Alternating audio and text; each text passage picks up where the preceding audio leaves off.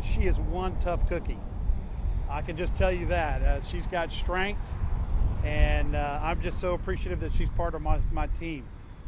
She's just a wonderful human being and well loved.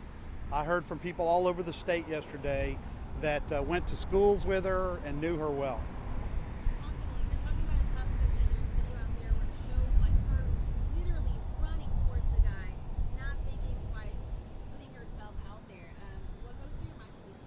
That's what law enforcement does. We run to the problem, not away from the problem. And she was doing exactly what she was supposed to do. She was doing exactly, our job is about saving lives.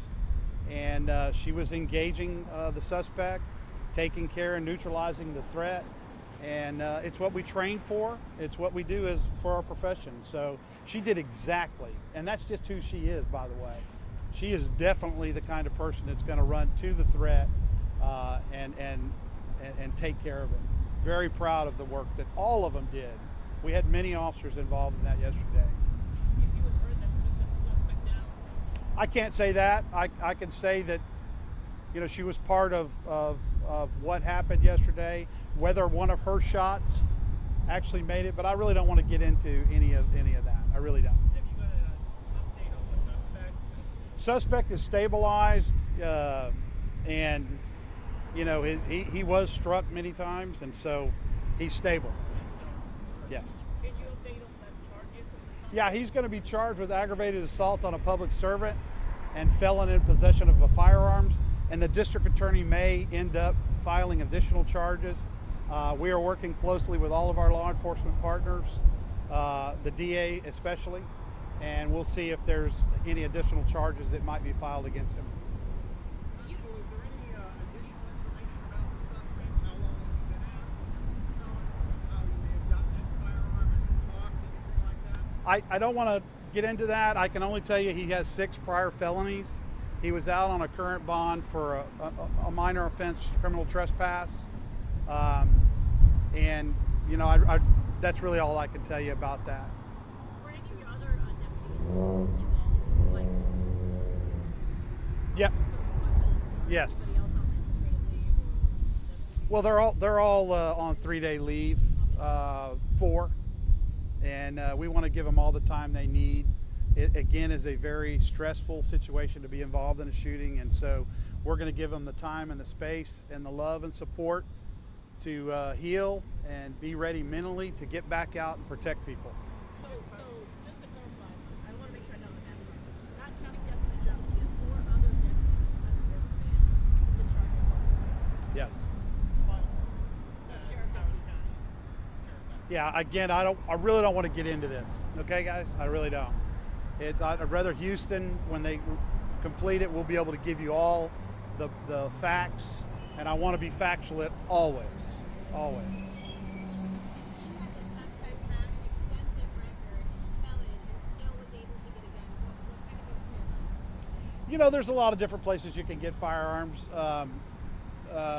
It's a problem. We have a firearm problem in America, and we've got to do something about it. And you know, people still have access to firearms. They do, unfortunately. People who shouldn't? People absolutely shouldn't. He should have never had a firearm anywhere near him. He's strictly prohibited. It's actually a federal charge too. So. Constable, is there a reason that when the word first went out on this that he was near family court? Was he headed to family court? No. Do we have any idea? No, not at the moment. Nothing that I want to discuss. you were inside with your deputy. She was with her family. Can you talk to us just about the interaction there? Yeah, I mean, she has an incredible support network, both from her law enforcement family and her family. She has a lot of extended friends, and you could just tell in the room there was so much love, support, care, and everybody was deferential to her and making sure that she had everything she needed. She was in good spirits, a lot different from yesterday, and you know, that's what it's all. That's part of the healing process, is being surrounded by family, loved ones, and people that are going to kind of get you through these tough times in life. And she's definitely got that. Was her granddaughter there with her? Our granddaughter was not, but sons were, and sister was, and then of course our extended law enforcement family. We stay with her the whole time, all the way through her discharge. And of course, you saw us. We're escorting her home to make sure she gets home safely and everything's great. As a boss, like when you tell her about what she has to do to come back, or whether you expect her to come back, or what her process is. I want to give her time to process everything and provide her all of the necessary love, support, professional counseling if needed. And when she's ready to come back, we're going to welcome her with open arms. And, you know, I told you before, she's a fighter. She's somebody that is very, very strong-willed. And my guess is she'll be back pretty quickly, but we're going to wait and do it on her time. And just to be clear, Constable, the bullet never penetrated. It went into some tissue over on the side, but didn't go into the body itself. But yeah.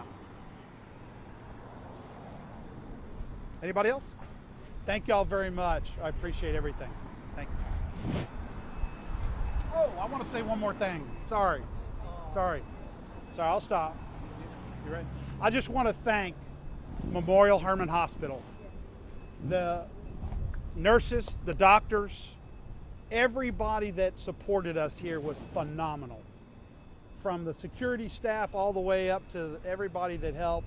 Thank you, Memorial Hermann Hospital and St. Joseph's Hospital, because that's where we initially took her. Thank you to our medical staff, our nurses, everybody.